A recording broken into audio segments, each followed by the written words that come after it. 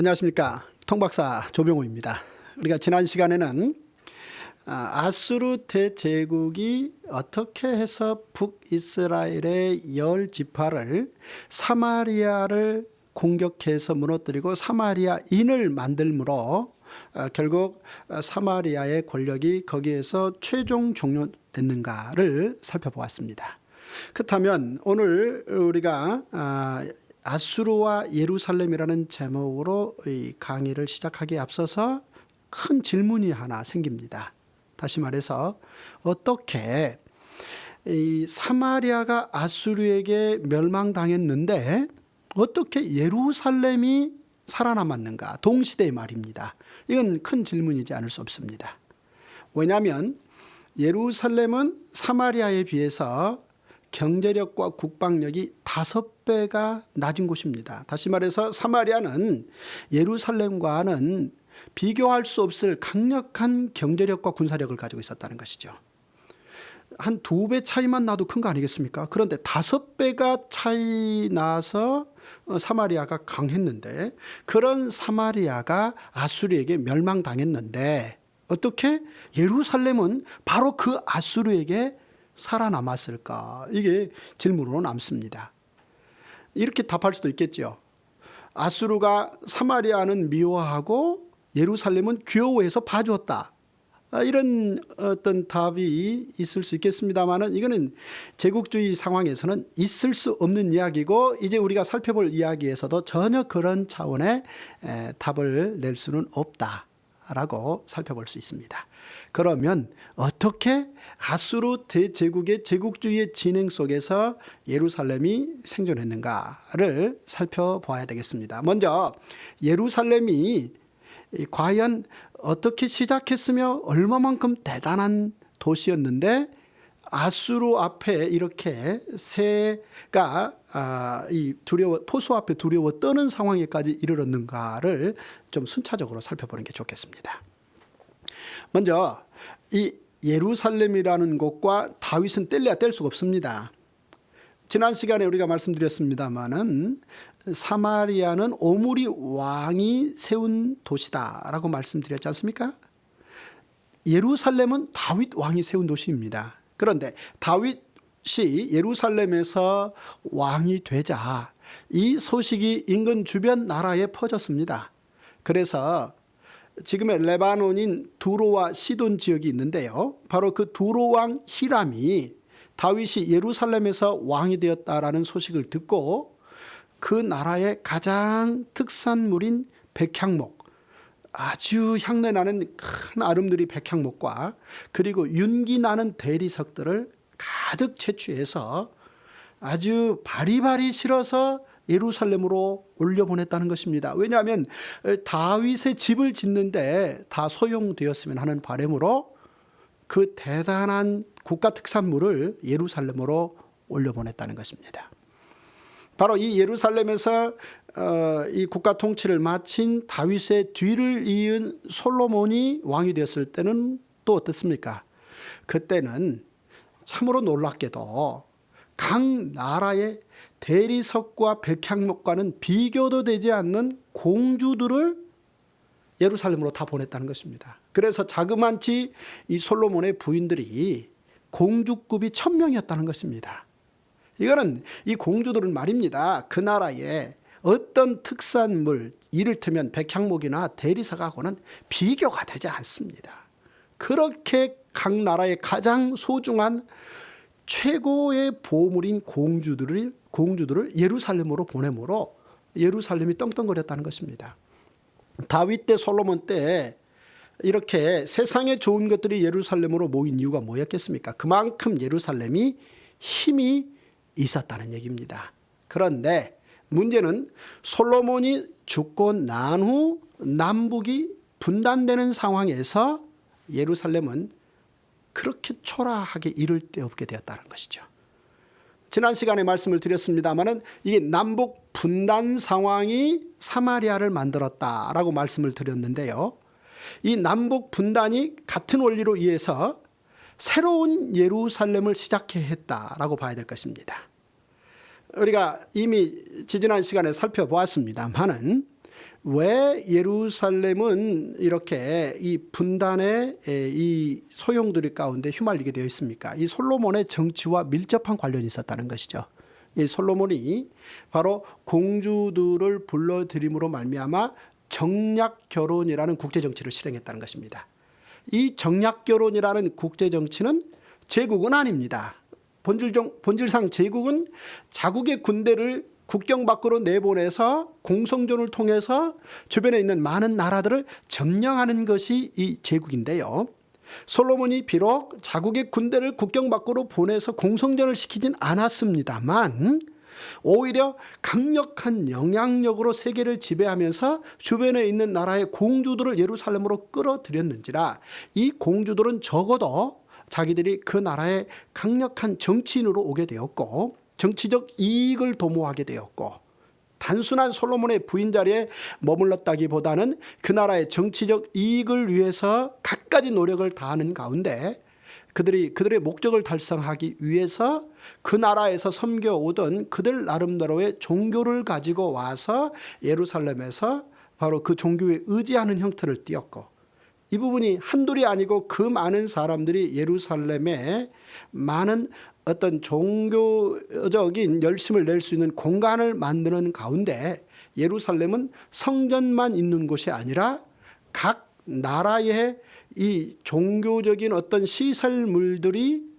이 솔로몬의 이 정부의 도움으로 세워지는 데까지 이르게 되었고 이것은 마치 각 종교의 박물관 같은 성향을 띄었었다라는 얘기죠. 이 부분에 대해서 하나님께서는 여러 차례 사실 경고를 보내시면서 바로 이것이 예루살렘이 가야 될 세계 정치의 내용은 아니다라는 말씀을 하셨었는데 솔로몬이 이 부분에 대해서 끝내 시정하지 못한 상태에서 사실 남북이 분단되었다는 것이죠. 남북이 분단되는 가운데에서 대부분의 경제력은 또 군사력은 북이스라엘 사마리아로 넘어가게 되었고 예루살렘은 유다 지파와 두 지파만 남게 되었다고 말씀드렸습니다. 이런 상황에서 이제 더 이상 예루살렘은 현실적인 정치력을 발휘할 수 없었다는 것이죠. 즉 경제력과 군사력이 뒷받침되어야 현실 정치의 파워가 있는 것인데 이 부분에 대해서는 이미 소멸됐다는 것입니다. 오히려 남북이 분단된 상황에서 예루살렘은 수탈의 역사를 경험해야 했다는 것입니다. 예를 든다면 이 르호보암이라는 남유다 예루살렘 왕 때 애굽 왕 시삭이 올라와서 예루살렘을 점령하고 예루살렘의 왕궁에 있는 좋은 것들 이를테면 솔로몬이 당대에 금방패를 약 한 500여 개를 만들었습니다. 방패입니다. 금방패. 이 방패가 손바닥만 할 수는 없지 않습니까? 경호원의 몸 전체를 가릴 만큼 큰 게 금방패인데요. 금방패 500여 개를 만들어서 사용했더랬는데 이 금방패 500여 개를 애굽에서 다 가져갑니다. 그리고 예루살렘 성전에 와서 좋은 걸 다 챙겨서 애굽으로 가져갔습니다. 그런가 하면은 또한 이 북쪽의 하사엘이라는 왕이 예루살렘을 점령하겠다고 내려옵니다. 그러자 요아스 왕이 이 같은 상황에 대해서 미리 겁을 먹고 어떻게 하든 이 상황을 극복하기 위해서 성전 곳간과 왕궁에 있는 금들을 다 모아다가 북쪽에 있는 하사엘 왕에게 바치고 이 상황을 모면했다는 것입니다. 문제는 예루살렘이 이렇게 빈곤해지는 상황이 여기서 멈추지 않는다는 것이죠. 이를테면 남쪽의 아사 왕 때에 북쪽의 이 베나단 즉 아람 왕 베나단에게 성전 곳간에 있는 좋은 것들과 예루살렘 왕궁에 있는 은금을 무수히 묶어서 보내면서 한 가지 요청합니다. 북이스라엘 즉 사마리아를 공격해달라는 것이죠. 남북 사이가 얼마나 안 좋았는지를 지금 단적으로 보여주는 것입니다. 해서 북이스라엘의 사마리아를 공격해달라는 이 요청을 받은 아람 왕 베나단이 사마리아를 공격한 적이 있었던 것이죠. 이후에 또 보면 아하스 왕 때 이 남유다 왕 아하스 왕은 또 성전 곳간과 왕궁에 있는 곳간의 은금을 몰수히 다 모아서 이것을 아수르의 왕 티글랏빌레세 3세에게 보내면서 무엇을 요청했느냐? 사마리아를 공격해달라는 요청을 했습니다. 이 부분은 지난 시간에 이 무나헴이 티글랏빌레세 3세에게 은 1000달란트 바쳤다는 말씀을 드렸습니다만 이제 또 잠깐 말씀을 다시 드리겠습니다. 어쨌든 또 하나 사실은 북이스라엘의 요아스 왕이 이제 본격적으로 예루살렘에 침략을 해와서 예루살렘 성벽을 얼마만큼을 허물고 예루살렘 성전에 들어와서 또 은금을 가져가고 왕궁의 은금을 가져가는, 사마리아로 옮겨가는 이런 일도 있었다는 것입니다. 따라서 남쪽에 애굽이, 북쪽에 아람이 성전에 좋은 것들을 가져가는가 하면 이 남유다 왕들이 자체적으로 주변의 왕들에게 은금을 보내면서 사마리아를 공격해달라는 요청으로, 즉 군사를 파견해달라는 그 파견 비용으로 예루살렘 성전과 왕궁에 있는 은금이 나가는가 하면 이제 남북이 본격적으로 싸워서 사마리아에서 예루살렘에 좋은 것들을 가져가는 이런 지난 시간들을 보냈다는 것입니다. 이런 내용 속에서 이제 앞서 말씀드린 바로 이 아하스 왕, 히스기야의 아버지입니다. 이 아하스 왕 때 아수르가 본격적으로 등장하게 되었고 무나헴이 먼저 그에게 은 1000달란트를 바쳐서 국가 위기를 모면했는데 그 상황이 구체적으로 남쪽 예루살렘과 상관이 있다는 것이죠. 이 부분을 한번 살펴야만 히스기야 왕과 연결해서 예루살렘의 이 생존, 결국 생존했죠. 이 생존과 관련해서도 그 내용을 우리가 정확하게 알 수 있는 것입니다. 아하스 왕 때 이미 아수르는 제국 전체의 모양을 갖춘 채 주변에 있는 모든 나라들을 정복했습니다. 이런 상황에서 그들이 점차적으로 주변 작은 나라들을 아주 치열하게 공략해 오며 목을 조여오자 남유다 주변에 있는 북이스라엘, 아직 망하기 전이죠. 북이스라엘, 그 다음에 아람, 이런 주변 나라들이 긴장하게 되며 아수르를 대상으로 동지적 관계를 결속하는 것이죠. 즉 적의 적은 동지란 말입니다.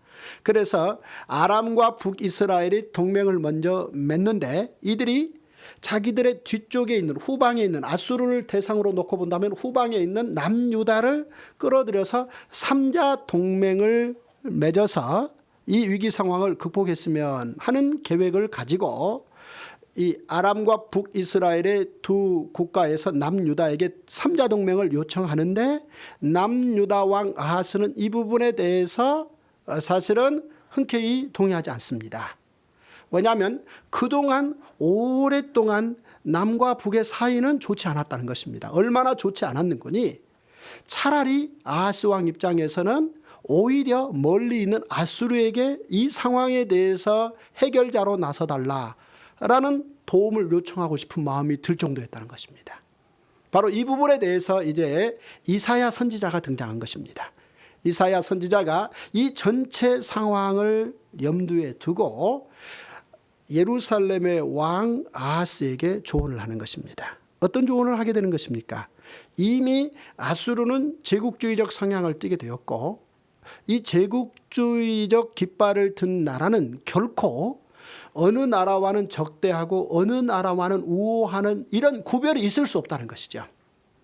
즉 이미 자국의 군대를 국경 밖으로 내보내서 공성전을 통해서 주변의 모든 민족이 가진 나라들을 허물어뜨리고 그 모든 지역을 통치하고자 하는 제국주의자의 왕은 어느 나라와 나라 사이에 어떤 형편이나 입장을 봐주어서 어느 나라에는 우호적이고 어느 나라에는 좀 더 적대적이고 이런 게 있을 수 없다는 것이죠. 따라서 이 험악한 상황 속에서 괜히 아하스 왕이 아수르의 티글랏빌레셋하고 친한 척 해봤자 그것이 잠깐은 통할지 모르겠지만 결국은 더 큰 손해가 남유다 예루살렘으로 더해질 것이라는 거죠. 따라서 이 상황에서 좀 가만히 있어 보라는 얘기죠. 이 가만히 있어 보라는 이사야의 이 이야기는 아무것도 하지 말라는 게 아니라 사실은 아하스 왕에게 믿어보라는 거죠. 뭘 말입니까? 어떤 내용을 믿으라는 것입니까? 이 작은 나라들의 이 긴장관계, 그리고 이 아수르의 등장, 이 전체를 송두리째 포함해서 사실은 하나님이 세계를 경영하시니까 하나님의 계획과 뜻이 있는지라 그분의 뜻대로 진행될 터이니 그분의 뜻을 믿고 신뢰하는 면으로 힘쓰고 애쓸 것이지, 괜히 여기에서 아수르의 등장이 지금 세계 변동의 결정적인 키를 가지고 있고 그들이 모든 민족의 경계를 다 좌지우지한다라고만 믿지 말고, 그들의 힘에 가능성이 있지만 그들의 힘의 이 한계가 분명히 있는지라 그 한계에 대해서 확실하게 신뢰하고 믿는 일을 해라. 그래야 결국은 아수르가 등장해서 북이스라엘을 멸망시킬 터인데, 북이스라엘을 멸망시키면은 이 남쪽에서 아수르 군대를 끌어들인다면은 형제의 나라, 과거적으로 거슬러 올라가 보면 형제국인데, 형제국을 멸망하는데 오히려 남유다 예루살렘이 역할을 하게 됐다라는, 이 다음에 역사적 오명을 남는다. 그런 걸 남길 필요는 뭐 있겠느냐. 뿐만 아니라 또한 이 남유다 예루살렘이 아수르하고 가까이 되게 되면은 거기에서 어떤 식으로건 현실적인 받지 않아야 될 영향력을 받게 돼 있다. 그러니까 그런 면에서 영향을 받게 되면 남유다에게 좋지 않다는 거죠. 결국은 아하스 왕이 이 부분에 대해서 이사야의 충고를 깊이 듣지 않고 결국은 자기가 원하는 대로 실행함으로 말미암아 아수르의 이 종교 방식을 예루살렘으로 수입하는 지경까지 이르게 됐는데요. 세 번째 이사야의 핵심 충고 중에 하나는, 이렇게 많은 아수르 군대 파병 요청에 이 군대 비용을 남유다 예루살렘에서 지출해봤자 성과 없다는 거죠. 따라서 정말 너무나 지극히 현실적이며 미래적인 측면에서 아하스 왕에게 이사야의 충고는 깊어졌던 것이죠. 그런데 결국 아하스 왕은 이런 대단한 이사야의 충고에 어느 한 가지도 깊게 귀를 기울이지 않음으로 말미암아 아하스는 성전에 있는 은금을, 또 왕궁에 있는 은금을 다 모아서 티글랏 빌레셋 3세에게 바치고, 그들 아수르 군대가 사마리아를 점령할 수 있도록 공식적인 길을 텄다는 거죠. 한마디로 좀 똑똑지 못한 북이스라엘 왕 무나헴과 그리고 남유다 예루살렘의 왕 아하스, 이 양쪽의 왕들이 상상 초월할 만큼의 남북의 은금을 아수르에 다 건네므로 아수르의 티글랏 빌레셋 3세만 이 상황에서 소위 땡잡았다라고 말씀드릴 수 있겠습니다.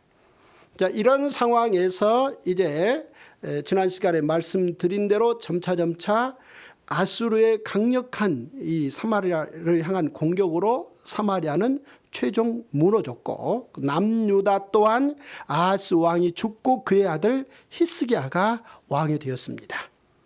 그런데 사마리아 성을 지배하고 있는 아수르 왕도 사르군 2세에서 사네립으로 바뀌게 됩니다. 드디어 이제 아수르 왕은 사네립이고 예루살렘의 왕은 히스기야입니다. 이 상황에서 아수르 왕 사네립이 드디어 아수르의 본격적인 제국 정책의 야욕을 예루살렘을 향해서 드러내는 것입니다. 이 상황에서 이 전체 상황을 다 파악한 히스기야 왕은 국가 생존 전략을 위해서 나름대로 최선을 다하게 됩니다. 두 가지로 그는 최선을 다하는데요. 하나는 자주 국방 정책을 실행하며 또 하나는 외교적 노력을 실행하는 것이죠. 이 자주 국방 정책이라 함은 어떻게 하든 아수르의 공격에 최종적으로 스스로 힘을 가지고 방어하겠다라는 꿈을 가지고 자체 내에 있는 최선을 다해서 이 국방의 이 내실을 기하는 것이죠. 것 중에 하나가 예루살렘 성벽을 튼튼하게 하는 것입니다. 그래서 예루살렘 성벽 주변에 이 다닥다닥 붙어 있던 천막들을 다 거덜내 버립니다. 이 천막은 다시 말해서 가난한 사람들이 예루살렘 성 근처에 움막을 지어놓고 그 안에 들어가서 살면서 예루살렘 시장을 기반으로 장사하고 먹고 사는 하루벌이 인생을 사는 사람들의 집들인데요. 전쟁 대비를 위해서 그런 천막들을 다 드러내고 그리고 그것을 더 요새화하게 되는 것이죠. 이 전쟁이 아수르 군대가 예루살렘을 공격할 거라는 이미 전제하에 예루살렘 성벽 전체를 아주 튼튼하게 요새화하며 그뿐만 아니라 바로 하루 벌어 하루 먹고 사는 그런 사람들을 오히려 군인으로 징집을 하게 되는, 그래서 그들에게 군사훈련을 시킨다는 것이죠. 근데 문제는 그들 한 사람의 목숨이 아니고 그들은 그들의 가족들을 부양해야 되는데 그 가족들에 대한 온전한 사회복지적인 대책을 국가에서 뒷받침하지 못하는 상황 가운데 오히려 그들을 전쟁 대비의 군인으로 훈련시킨다라는 데 문제가 있었다는 것이죠. 뿐만 아니라 히스기야 왕은 예루살렘이 아수르의 군인들에 의해서 소위 포위되어질, 아수르 쪽에서 공성전이죠. 그리고 히스기야 쪽에서는 수성전이죠. 이 수성전을 대비하기 위해서 히스기야는 예루살렘에 식량을 확보하는 것은 물론이고 물의 공급을 원활하게 하기 위해서 예루살렘 성 밖에 있는 기혼샘이 있는데 그 기혼샘으로부터 지하로 터널을 뚫어서 예루살렘으로 물이 들어올 수 있도록 터널 공사를 했다는 것입니다. 지금처럼 이 모든 토목공사가 월등한 기술을 갖추고 있어도 터널 공사는 이게 아주 고난이도의 공사인데요. 지금으로부터 2800년 전에 그 옛날에 사실은 수로길을 터널로 뚫어서 예루살렘으로 물이 들어오게 했다라는 것이죠. 얼마나 아수르의 공격에 대해서 무서워했으며 예루살렘을 지키겠다라는 의지가, 이 사수 의지가 아주 결연했는가 를 아주 극명하게 보여주는 거라고 볼 수 있겠습니다. 바로 이런 히스기야 왕의 이 자주국방 정책의 노력에 대해서 이사야는 그의 이 책 이사야서 22장을 여러분들이 댁에 가서 한번 읽어보시면 좋겠습니다만은 거기에서 계속해서 이런 자주국방 노력에 대해서 비판의 충고를 가합니다. 즉 이것이 큰 성과를 거둘 수 없을 거라는 것이죠. 따라서 괜히 헛수고 헛노력하는데 힘쓰고 애쓰지 말고 이사야가 히스기야에게 원하는 건 열심히 하라는 내용이 있습니다. 먼저 외교 정책에 대해서 말하고 난 후 이제 이 부분을 말씀드리겠습니다. 그 다음 히스기야 왕은 이렇게 내부적으로 자주국방으로 튼튼히 힘을 되살려서 예루살렘을 되살려야 되겠다라는, 예루살렘을 사수해야 되겠다는 생각과 아울러 외교적 노력도 최선을 다합니다. 그 외교적 대상은 다름이 아니라 애굽입니다. 사마리아가 그랬듯이 예루살렘 또한 애굽과 손을 잡아서 이 동맹관계를 통해서 아수르의 이 제국주의 팽창 노선을 저지해 보겠다라는 강력한 외교적 결속의 노력을 최선을 다합니다.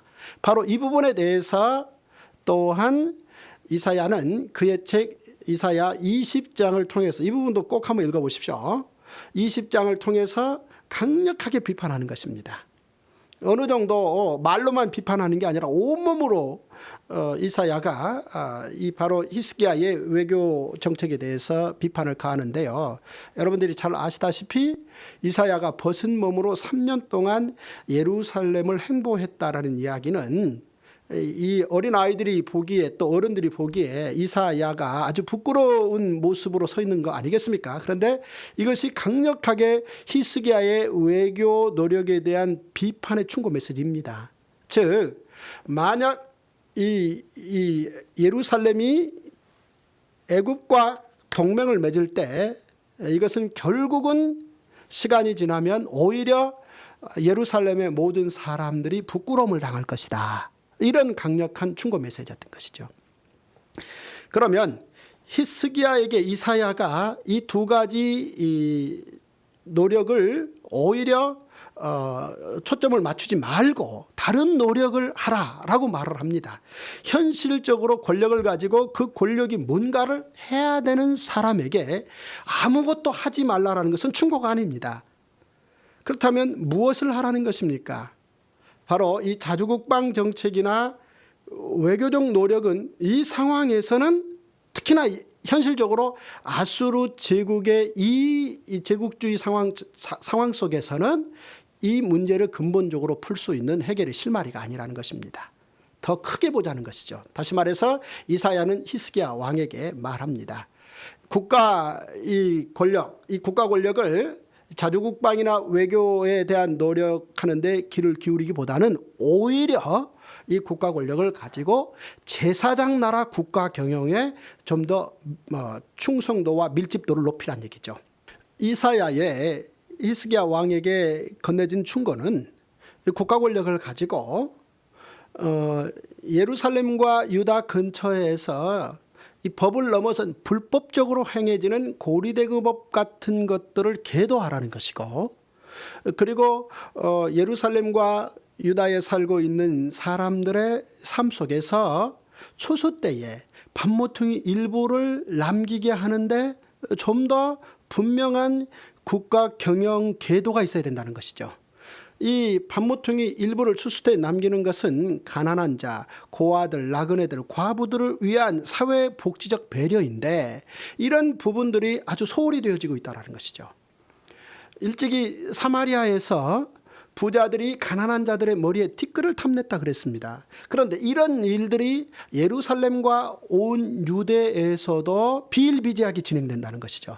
따라서 이런 부분들을 제사장 나라 통치라는 측면에서 국가 권력이 기능을 감당해야 되는 것이지, 지금 이 부분을 소홀히 한 채 아수르를 어떻게 하든 이기겠다라는 일념 하나로 터널을 뚫는 자주국방 혹은 외교적 노력, 이것만을 가지고는 국가의 미래가 없다는 얘기입니다.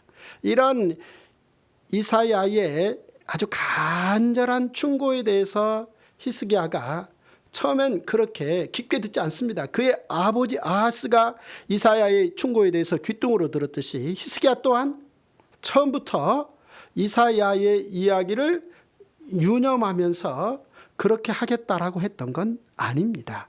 그럼에도 불구하고 이사야는 히스기야에게 끊임없이 충고하고 또 충고했다라고 볼 수 있겠습니다. 이런 상황에서 드디어 사네립이 지속적으로 예루살렘에게 조공을 요구하게 되고, 이런 견딜 수 없는 조공의 압박에 대해서 드디어 히스기야는 애굽과 좀 더 결속을 갖춥니다. 바로 이 부분이 정확하게 이사야가 지적한 대로 아수르의 사네립 왕의 공격의 빌미를 제공하는 것이죠. 따라서 이 부분에 대해서 사네립이 트집을 잡고 바로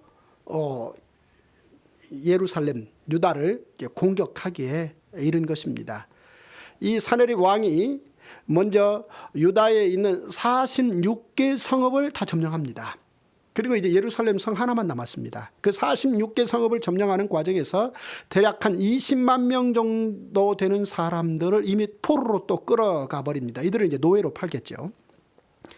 이 같은 이 급한 나라 전체가 무너지는 상황을 히스기야가 보고로 받게 되고, 히스기야는 이 상황에서 바로 아수르 사네립 왕에게 먼저 손을 내밀어서, 자, 우리가 당신이 원하는 대로 다 해줄 테니까 제발 살려달라라고 사정하는 형식으로 메시지를 보냅니다. 그러자 사네립 왕이 히스기야 왕에게 은 300달란트와 금 30달란트를 바로 바치라 라고 사네립 왕의 명령이 내립니다. 따라서 알았다라고 답한 히스기야는 은 300달란트와 금 30달란트를 만들기 위해서 얼마나 애를 쓰는지요. 왕궁 곡간을 다 걷어 모으고 성전의 곡간을 다 걷어 모았는데 그 은 300과 금 30과는 턱없이 부족합니다. 그러자 봐달라고 말할 수도 없는 상황에서 히스기야는 이제 자기 신하들에게 명령하기를 성전과 왕궁의 기둥을 다 그걸 긁어내라는 겁니다. 왜냐하면 이 솔로몬 왕이 성전과 왕궁을 건축할 때 하도 금이 많으니까 기둥에 다 금을 발랐단 말이죠. 그 바른 기둥의 금들을 다 긁어내서 그 은 300달란트와 금 30달란트를 겨우 채워서 보냈습니다. 그런데 참으로 안타깝게도 아수르의 사네립 왕이 그 부분을 꼴꺽 삼키고 오히려 예루살렘을 향한 공격의 이 발발굽을 더 거세게 밀고 달라오는 상황이 이르렀다는 것입니다. 따라서 아수르의 사네립 왕의 18만 5천 명이 이제 드디어 예루살렘을 포위합니다. 마치 사마리아 성을 3년 동안 포위해서 무너뜨리고 사마리아인을 만들어버린 바로 그 아수르가 이제 18만 5천 명이라는 대단한 제국의 군대를 가지고 예루살렘 전체를 포위하게 되는 것이죠.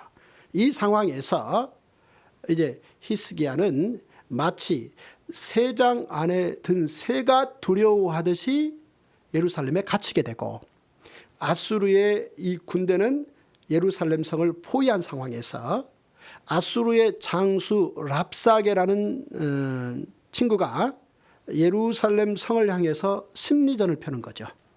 대체적으로 이 전쟁의 일반적인 방법입니다마는 공성전을 실행하는 나라는 그 성을 둘러싸고 난 후 반드시 심리전을 펴니다. 그래서 가급적이면 화살을 좀 아끼고 아군의 피해를 아낀 상황에서 항복하고 나올 수 있도록 겁을 주는 것이죠. 바로 이런 차원에서 이제 랍사게는 예루살렘 성을 향해서 연설을 합니다. 심리전 연설을 하는데요. 놀랍게도 이 랍사게가 예루살렘 사람들이 사용하고 있는 히브리어를 사용하고 있다는 것이죠. 이 랍사게는 아수르의 관리입니다. 그리고 당시 세계 공용어는 아람어입니다. 그런데 랍사게가 히브리어로 유창하게 연설을 한다는 얘기는, 또 심리전을 끌어낼 수 있을 만한 연설을 한다는 것은 랍사게가 기본적인 언어 천재는 된다는 것입니다. 이렇게 랍사게가 유창한 히브리어로 항복해라, 지금 무엇 때문에 저항하고 있느냐, 저항할수록 처벌은 거세진다, 이런 차원에서 연설을 하면서 그 연설의 내용 중 핵심이 두 가지인데요. 첫째는 사마리아가 우리 손에 무너졌는데 어떻게 해서 사마리아보다 국방력이 5배나 낮은 예루살렘이 아수르 손에서 벗어날 수 있겠느냐라는 이야기고요. 그 다음 두 번째 핵심 이유는, 핵심 언어는 이 랍사게가 하나님의 이름까지 가져다 사용한다는 것이죠. 무슨 말인군요. 랍사게 이렇게 말합니다. 예루살렘의 보초 병사들이여, 너희들이 지금 뭔가 버티고 있는데 버티지 마라. 왜냐하면 혹시 너희들이 버티고 있는데 안 된다. 이미 사실은 사마리아를 무너뜨린 우리가 예루살렘을 곧 무너뜨린다. 혹시 히스기야 왕이 하나님께서 우리를 보호하실 테니까 조금만 좀 버티자라고 병사들에게, 너희들에게 아마 격려할지 모르겠지만 사실 생각해봐라. 예루살렘의 하나님이 사마리아의 하나님 아니냐. 근데 그 하나님이 사마리아를 지키지 못했는데 예루살렘을 지키겠느냐. 이미 너희 하나님은 아수르 신에게 무릎을 꿇었다. 빨리 손들어라. 그러니까 이런 연설을 하게 되고, 이런 심리전의 이 연설의 내용을 글자화해서 히스기야 왕에게 보내는 거죠. 그러자 히스기야 왕이 바로 이 랍사게, 사네립 왕의 명령이지요. 랍사게를 통해서 보낸 그 명령서를 들고 일단 왕복을 찢고 베옷을 갈아입고 성전으로 들어가는 것이죠. 성전에 들어가서 하나님 앞에 손드는 것입니다. 자신이 그동안 실행해왔던 모든 자주국방의 노력이나 외교적 노력이 헛수고였다라는 걸 본인이 가장 절실하게 하는 거죠. 이런 상황에서 그가 손을 들고 성 밖으로 나가지 않고 성전에 들어와서 손을 들고 있을 때 이사야는 바로 이런 히스기야에게 결정적인 조언을 하는 것이죠. 성 밖에 나가서 항복하지 말고 여기 더 머물라는 것이죠. 그러면 하나님께서 저 아수르 군대를 처리할 것이다 라고 조언을 하게 되고, 결국 그날 밤 18만 5천 명의 아수르의 사네립의 군대가 전멸당합니다. 그런데 이 그리스의 역사학자 헤로도토스는 이 상황에 대한 기록으로 이 전염병, 즉 패스트가 돌아서 그들이 하루아침에 죽었다라고 표현하고 있고, 이 요세푸스는 거기에 더해서 쥐들이 이 아수르 병사들의 무기를 다 갉아먹어서 무너졌다라는 이야기를 했고, 성경에서는 하나님의 군대가 쳤다라고 간단하게 설명하고 있는 것이죠. 이 일로 말미암아 아수르의 사네립 왕은 얼마 남지 않은 병사들을 데리고 아수르로 귀국하게 되고, 결국 그는 그의 아들의 쿠데타에 의해서 죽게 되는 것이죠. 따라서 사네립 왕은 예루살렘을 점령하지 못하고 결국 무너지게 되는 것이고, 긴 흐름에서 본다면 이 사건이 계기가 되어서 아수르는 제국의 이 종결이 시작되었다라고 보실 수 있겠습니다. 자, 우리가 여기서 이제 생각해 봅니다. 이런 상황을 놓고 전체적으로 볼 때 이미 이사야는 이 전체 상황을 놓고 히스기야에게 조언했다는 것이죠. 그 당시 일반적인 상황에서 보면 아수르에게 반기를 들고 살아남은 유일한 왕이 예루살렘의 히스기야 왕입니다. 다른 어떤 주변의 왕도 살아남지 못했습니다. 그런데 예루살렘이 아수르로부터 살아남은 것이 히스기야의 자주국방 정책이나 외교 정책의 결과 때문이 아니었다는 것이죠. 정확하게 말하면 사실은 두 가지인데요. 첫째는 이사야의 충고 때문입니다. 히스기야가 결국은 이사야의 충고를 들었다는 것이고, 그리고 좀 더 핵심 이유는 하나님이 세계를 경영하신다는 것이죠. 이 부분이 전체 이사야 66장을 통해서 자세하게 기록되어 나왔다는 것이죠. 이 당시 예루살렘이 살아남는 이 이야기를 위해서 이사야는 그렇게 많은 이야기를 했고, 이 기록이 일단은 이사야서 기록이다. 물론 그 이상의 많은 의미를 담고 있지만서도 말입니다. 이렇게 볼 수 있겠습니다. 히스기야, 이 일로 말미암아 그가 사실 국제사회의 핵심 리더로 떴고, 이제 그 다음 시간에도 살펴보겠습니다만은 이 바벨론의 왕이 히스기야에게 특사를 파견해서 히스기야를 칭송하고 히스기야와 함께 손잡자라고 말할 정도의 그 당시 상황에서 검색어 1위로 히스기야가 떴다라는 사실을 기억해 둘 필요가 있겠습니다. 하나님의 세계 경영, 이 이사야를 통해서 하나님께서 말씀하시기를 사실 아수르 왕들이 자신들이 스스로 영특하고 총명해서 민족들의 경계를 다 옮겼다. 그렇게 자기들 스스로 말한다. 하지만 세계 경영 내가 한다라는 것을 하나님이 이사야 선지자를 통해서 그의 책에 기록해 하셨다는 것이죠. 아수르의 경영 키워드를 경계로 잡았는데 실제 들어가 보면 하나님께서 세상을 경영하시고 진정으로 이후에 등장할 교육이나 숫자나 융합이나 관용 같은 제국의 경영 키워드의 경계가 하나님께서 진실로 꿈꾸시는 십자가를 통해서 명확해진다. 나는 큰 밑그림의 시작이 이렇게 되었다라고 말씀을 드립니다. 오늘 제가 여기까지 준비했고요. 다음 시간에는 이제 성경과 바벨론 제국과 관련해서 말씀을 준비하겠습니다. 감사합니다.